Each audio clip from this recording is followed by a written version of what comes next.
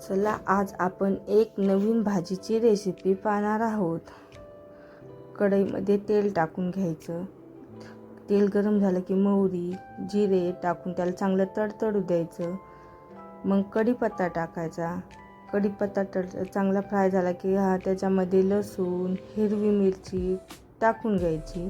हिरवी मिरची लसूण फ्राय झाला की त्याच्यामध्ये बारीक कट केलेला कांदा टाकायचा।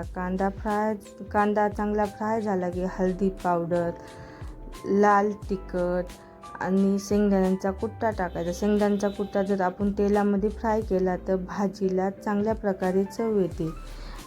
ते 2-3 मिनटं चांगलं फ्राय करून घ्यायचं। 2-3 मिनटं चांगलं फ्राय केल्यानंतर त्याच्यामध्ये बारीक कट केलेला टोमॅटो टाकून घ्यायचा। टोमॅटो टाकल्यानंतर त्याच्यात आपण हरभऱ्याची डाळ टाकून घ्यायची। हरभऱ्याची डाळ चवीनुसार मीठ टाकून घेतल्यानंतर भाजी सर्व मिक्स करायची। भाजी मिक्स केल्यानंतर 5 मिनिट कमी गॅसवर भाजी ठेवायची, न झाकण ठेवता। 5 मिनिटं कमी गॅसवर भाजी ठेवल्या 5 मिनिटानंतर मध्ये भाजीला चेक करायचं। 5 मिनिटानंतर भाजी आपली तयार होते। भाजी तयार झाली की वरून कोथिंबीर टाकायची। झाली आपली भाजी तयार।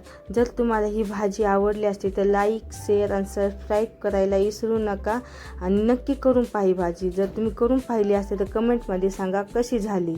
बाय।